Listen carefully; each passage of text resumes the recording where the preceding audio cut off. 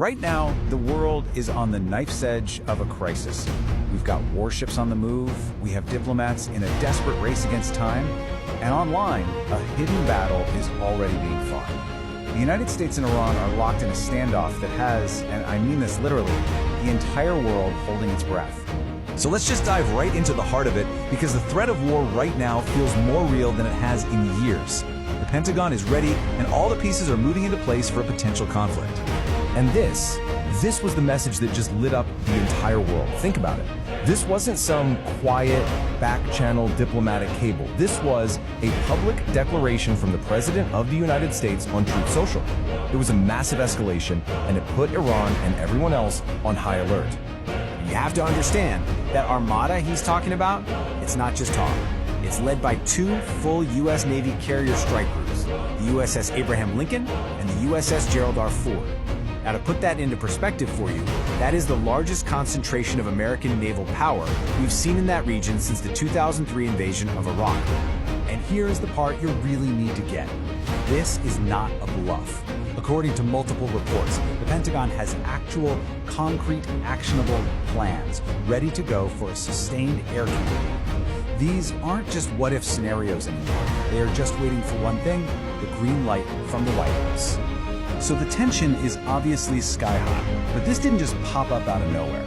The big question is, how did we get to this incredibly dangerous point? To really understand what's happening now, we have to rewind the clock a little bit and see what lit this fuse. You know, when you look at this timeline, what's really stunning is just how fast this whole thing escalated. I mean, it starts with internal protests inside Iran that then collides with previous military strikes, and then boom.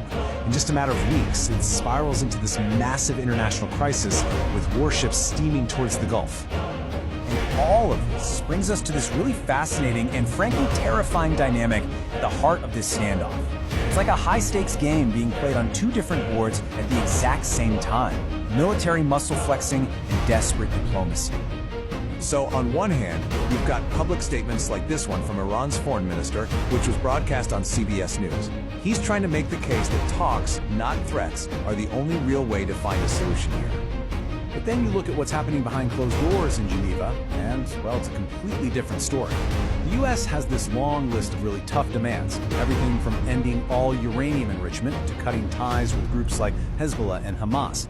And Iran, while they say they're open to a win-win deal, they're also saying they will not capitulate to pressure. It leaves the two sides just miles apart.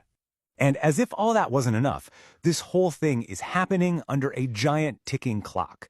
It's not an open-ended conversation, because President Trump has publicly started a stopwatch, giving Iran just 10 to 15 days to make a deal. It's created this incredible diplomatic pressure cooker with a very, very short fuse. Okay, but while all eyes are on the warships and the diplomats, there is another war that's already being fought. It's a shadow war, and it's playing out not on the seas, but on our screens, in this invisible digital arena. So what are we talking about here? It's this concept called fifth-generation warfare.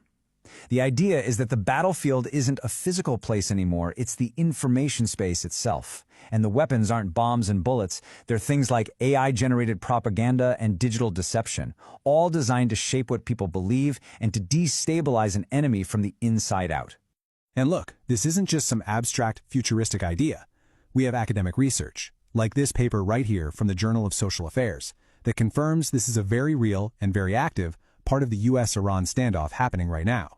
So what does this actually look like in practice? Well, we're talking about everything from super sophisticated AI-generated fake news to deep fake images that are almost impossible to tell from reality. And it gets even more direct, like anonymous text messages being sent to people all across Iran.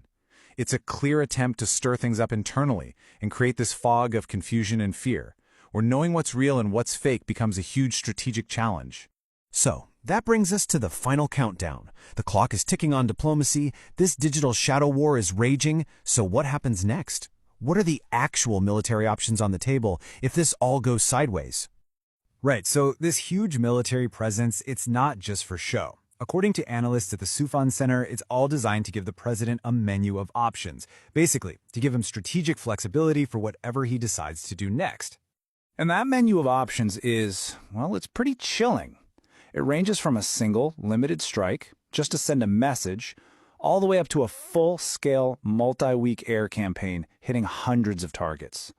Other options that have reportedly been discussed include a naval blockade, which is considered an act of war, and even a super high-risk decapitation strike against Iran's top leadership.